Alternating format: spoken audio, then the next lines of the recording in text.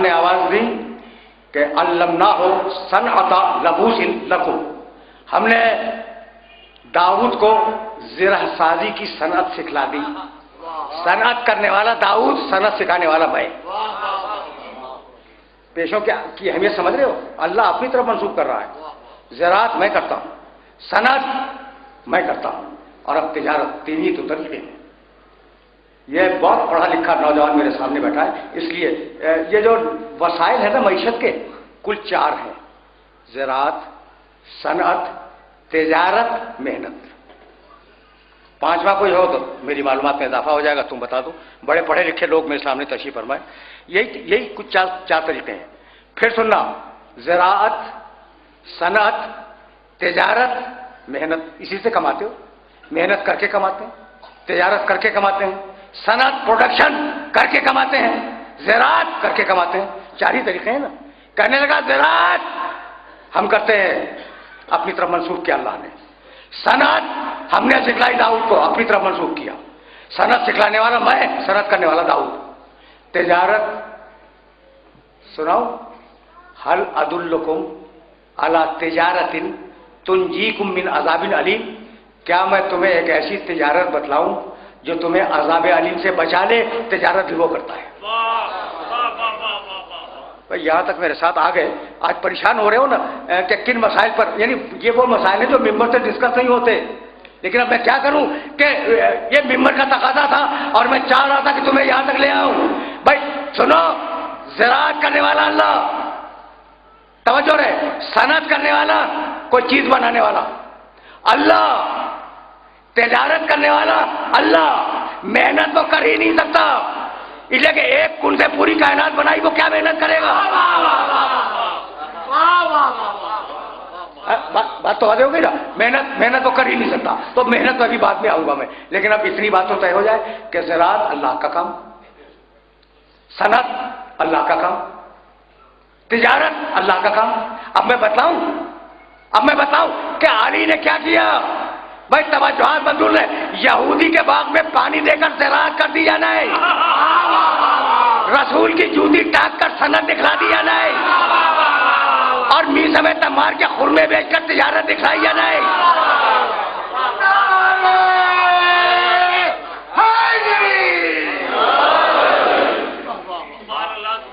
اب پڑھا لکھا مجمع ہے، اور پڑھے لکھے مجمع کو ایک جملہ ہدیہ کر رہا ہوں. علی نے صنعت کی.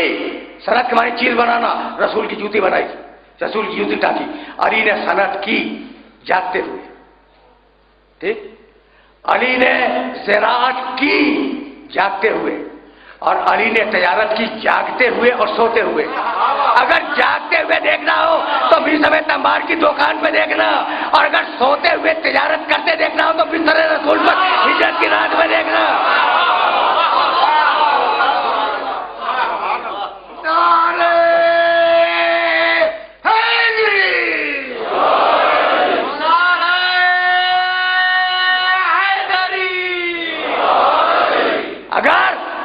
اگر جاگتے ہوئے تجارت دیکھنی ہو تو بھی سمے تمار کی دکان پر خرما بیچتے ہوئے دیکھنا، اور اگر سوتے ہوئے تجارت دیکھنی ہو تو بستر رسول پر ہجرت کی رات نفس بیچتے ہوئے دیکھنا.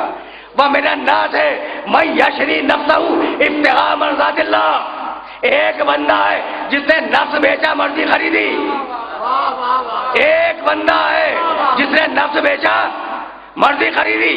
بھائی بک گئی چیز اور کیش آ گیا. پوری طرح سمجھو تو میں بات کو آگے لے جاؤں. بھائی دیکھو، اب یہ جملہ ذہن کے اندر محفوظ ہو جائے. بھائی نفس بکا، مرضی آئی، نفس گیا ادھر، مرضی آئی ادھر. جو چیز میرے پاس ہوگی میں وہی تو دوں گا، جو چیز میرے پاس نہیں ہے وہ میں نہیں دے سکتا.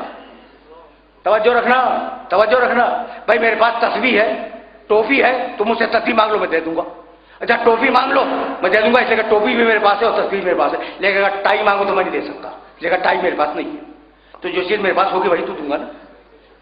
طے ہو گئی بات. جو چیز میرے پاس ہوگی وہ میں دوں گا، اور جو چیز نہیں ہوگی وہ میں نہیں دوں گا. بھائی نفس گیا ادھر، مرضی آئی ادھر. اب جو اللہ کو راضی کرنا چاہے وہ اسے راضی کرے.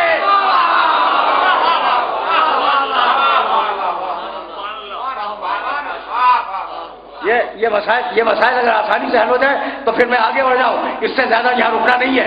پھر صحیح ان باتوں کو ذہن میں رکھنا تاکہ یہ تمہیدیں کل یا پرسوں کسی دن کام آ جائے. اچھا بھائی، تو صنعت تم نے دیکھی، تجارت تم نے دیکھی، زراعت تم نے دیکھی. اب آئی محنت بہت امپورٹنٹ ہے. آج اس طریقے سے سنو، جس طریقے سے بول رہا ہوں، محنت بہت امپورٹنٹ ہے. اور اگر محنت کی قیمت سمجھ لو تو میں سمجھتا ہوں کہ آج کی محنت شہرت ہو جائے گی. اس سے زیادہ میں بات کرنا نہیں چاہ رہا ہوں. اللہ محنت نہیں کر سکتا. تجارت کرتا ہے، آیت پڑھ دی میں نے. زراعت کرتا ہے، آیت میں نے پڑھ دی. ٹھیک ہے نا؟ صنعت، زراعت، تجارت، یہ کام تو کرتا ہے. محنت کر نہیں سکتا. لیکن جو ایک کن کہہ کے پوری کائنات بنا دے، اس سے محنت کا تصور تو نہیں وابستہ نا. ہو ہی نہیں سکتی محنت. اچھا بھائی، تو اب کیا ہے؟ اگر یہ بات پہنچ گئی، اب محنت کی اہمیت کیسے سمجھ میں آئی؟ سمجھ میں آئے گی کیسے سمجھ میں آئے گی؟ اب بتاؤں تمہیں. دیکھو، محنت تو کر نہیں سکتا، اب اس کے بندوں میں محنت دیکھو. اور اگر تم نے دیکھ لی تو آج کی گفتگو تباہ ہو گئی. بھائی دیکھنا، مریم کو درد عارض ہوا، پیدائش کا درد. اب لمبی آیتیں ہیں، فقط تلخیص پہ اکتفا کروں گا. وہ مکان شرقی میں چلی گئی، ایک علاقے کے اندر. ایک علاقے میں جانے کے بعد تشریف فرما ہوئی اور عیسیٰ علیہ السلام پیدا ہو گئے. دیکھو، ہم اس کو کہتے ہیں جس عورت کا فوری بچہ پیدا ہو اسے کہتے ہیں زچہ. جس کا بچہ پیدا ہوا ہے بہت کمزور ہوتی ہے، اسے توانائی کی ضرورت ہے، طاقت کی ضرورت ہے، اچھی غذا کی ضرورت ہے. نہیں ہے، اس مقام پر اچھی غذا موجود نہیں ہے. جنگل بیابان میں بیٹھی ہوئی ہے. عیسیٰ پیدا ہو گئے. اب قرآن کی آیت، حزی الیک بجذع النخلۃ تساقط علیک رطبا جنیا. مریم، اللہ کی آواز آئی، مریم یہ جس کھجور کے درخت کے نیچے بیٹھی ہو، حزی الیک بجذع النخلہ، اس کے تنے کو ہلاؤ.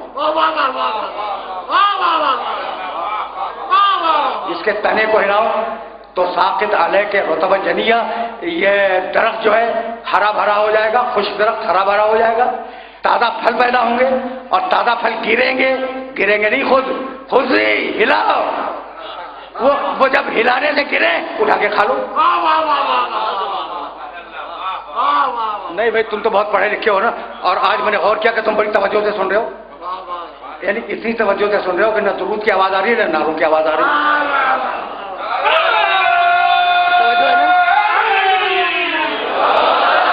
تو زیادہ مشکل بات نہیں کی میں نے زیادہ مشکل بات نہیں کی. آسان بات تو اب کرنے جا رہا ہوں جو بالکل ہی آسان ہوگی. اچھا بھائی، حزی الیک بجذع النخلۃ تساقط علیک رطبا جنیا. مریم تنے کو ہلاؤ، تازہ خرمے ٹپکیں گے. رطباً خرمے، جنیا تازہ. اچھا بھائی، عیسیٰ علیہ السلام کی ولادت کس مہینے میں ہے؟ دسمبر میں. ابھی تو ولادت کا دن گزار کے بیٹھے ہو نا کہ کون سی تاریخ تھی؟ 25 دسمبر. 25 دسمبر سردیوں میں آتا ہے نا. اور تازہ خرمے کب ہوتے ہیں؟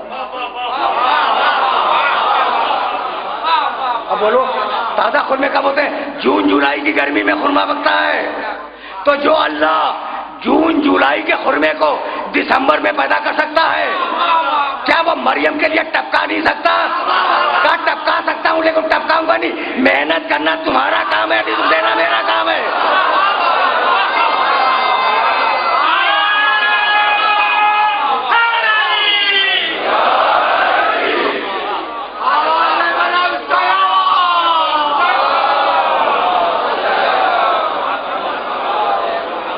اب محنت سمجھ میں آئی، محنت کی اہمیت سمجھ میں آئی. بھائی اسی لیے پیغمبر سے کہا اللہ نے کہ حبیب اپنی تبلیغ کی اجرت تو مانگ لے. بات مکمل ہو گئی اور رسول نے طے کیا کہ بھائی تم سے کہہ چکا ہوں میں. میرے نبی کا قول بھول گئے؟ نبی نے کہا تھا کہ مزدور کو اس کا پسینہ خشک ہونے سے پہلے، کتنی مشہور حدیث ہے کہ اس کا پسینہ خشک ہونے سے پہلے اس کے ہاتھ پہ اجرت رکھ دو. یہی تو ہے نا، اجرت دے دو پسینہ خشک ہونے سے پہلے. یہی سبب ہے کہ رسول نے غدیر کی رات میں اعلان نہیں کیا، کڑی دوپہر میں اعلان کیا تاکہ ٹپکتے ہوئے پسینے میں اجڑتے لو